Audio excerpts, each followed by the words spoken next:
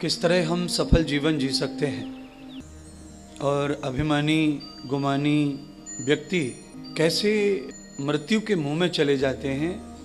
आज ये दृष्टांत सुनाते हुए कथा का आनंद लेंगे। महर्षि भृगु भगवान शिव जी के भक्त हैं। उन्होंने भृगु संहिता लिखी है। बहुत अद्भुत ज्ञान वेदों में दिया है उन्होंने। भृगु संहिता वेदों के ही मंत्र हैं। भूगोलीय ज्ञान है, यानी कि ज्योतिष।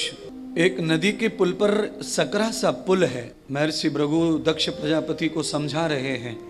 दक्ष प्रजापति को बहुत अभिमान, बहुत सारा गर्व, और उनके गर्व की कथाएं हर पुराणों में मिलती हैं। उन्होंने अपने कई बेटियों के पतियों को श्राप दिया, नाश कर दिया, भगवान शिव जी का घोर अपमान किया, मृत्यु को प्राप्त हो गए, पर अभिमान से शून्य नहीं हुए। कभी कभी हमारा ध्यान, भजन, पूजा पाठ भी अभिमान का कारण बन जाता है। भारत में जितने भी तंत्र मंत्र जादू टोने करने वाले जो लोग हैं, ये पूजा पाठ अभिमान वाला ही करते हैं, और उनके अंदर ये गर्व होता है, ईगो होता है कि हम कुछ भी कर सकते। पुल इतना सकरा था नदी पर कि उसमें एक व्यक्ति जा सके, यानी 2 पैर की जगह। आज ऐसा योग आया बंधुओं कि बकरियां चरते चरते उस पुल पे 2 बकरी चढ़ गई। एक बकरी को उस पार जाना था, दूसरी बकरी को इस पार से इस पार आना था, और जा सकती एक बकरी थी। दोनों बकरी जब सेंटर में पुल पर पहुंची तो दोनों बकरी जो है खड़ी हो गई, क्योंकि पार हो नहीं सकती। कैसे पार जाया जाए, दोनों सोच रही हैं। एक बकरी ने समझ से काम लिया और उसने दूसरी बकरी से कहा कि पार तो होना ही है आपको और मुझे, पर हम दोनों ही पार होने की जद्दोजहद, अहंकार अभिमान में, अपने अपने स्वार्थ में दोनों यहीं खड़े रहेंगे, कोई पार नहीं होगा। तो एक बकरी उसी जगह पर बैठ गई और दूसरी बकरी उसे पार करके नाक गई और पार निकल गई, और बैठने वाली बकरी 1 सेकंड लेट हुई, पर वो भी पार हो गई। पूरा दिन निकल गया। बकरी अपने अपने किनारे पर पहुंच करके चारा चरने लगी, मस्त हो गई, प्रसन्न हो गई, सफल हो गई। अब उसी जंगल में 2 कुत्ते रहते थे। उनको भी इस पार उस पार होना था। दोनों कुत्ते भी उसी जगह पर आकर खड़े हो गए जहां पर बकरी खड़ी हो गई थी, सेंटर में। महर्षि भृगु ने दक्ष प्रजापति को अहंकार के ऊपर यह दृष्टांत कहा।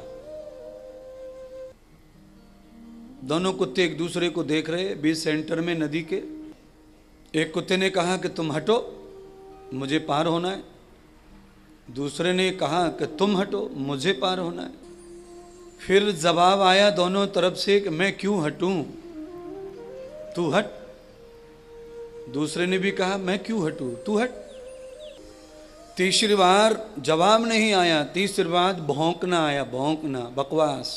चौथी बार भौंकना नहीं, लात घूंसे चले, पैरों में लड़ाई चालू हो गई।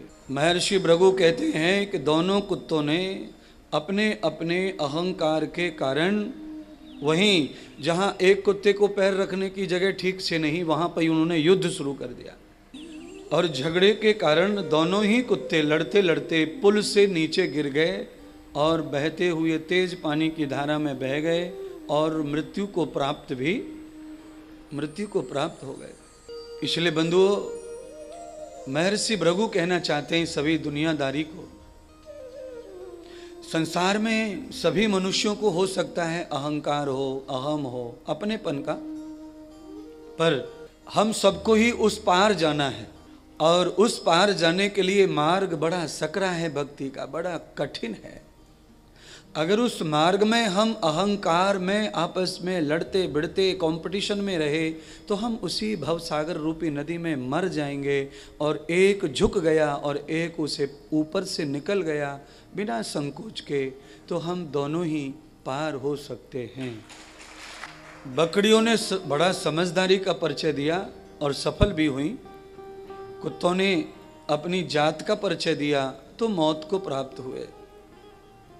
तो हो सकता है हम लोगों में भी कोई कुत्ता होगा तो सही, जब घर में कहते हैं घर वाले तो। हाँ, अच्छा बोलो, आपके घर में कभी आपने कुत्ता शब्द सुना है कि नहीं इंसान के लिए? मैंने तो घर बचपन से बहुत दिनों से छोड़ा है तो भी मैंने सुना है। आप तो अभी घर में ही रहते तो जरूर सुना होगा, आपने कहा भी होगा किसी से।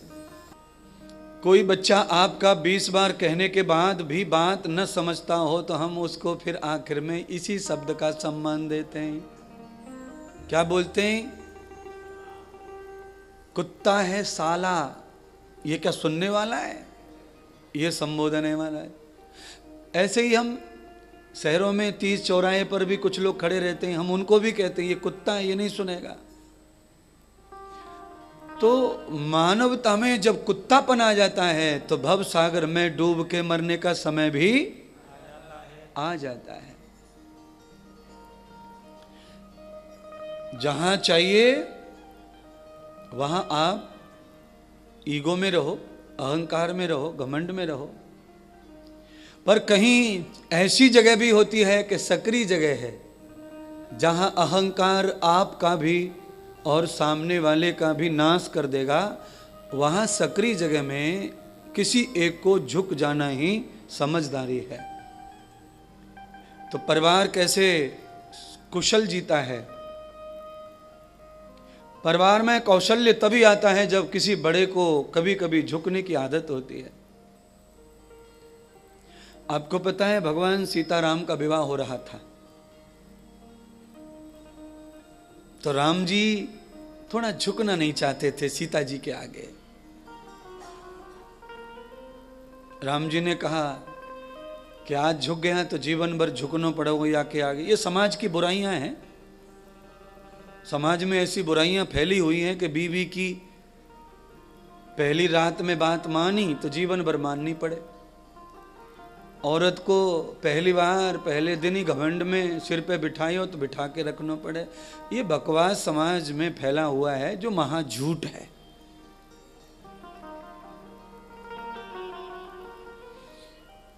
अरे पत्नी के रूप में मेहमान को घर लाए, उसे सिर पे ही बिठा के रखो। अगर वो कुलक्षणी है तो सिर पे बैठी रहेगी, और वो लक्ष्मी है तो वो पहले दिन से ही बिठाना चाहेंगे तब भी बैठने वाली नहीं है। तो जनकपुर की महिलाओं ने राम जी को मनाया कि आपका गृहस्थ अच्छा करना है तो हमारी बात मानो। क्या बात? झुक जइयो तनक रघुवीर, ओ लली मेरी छोटी है, और झुक जइयो तनक रघुवीर,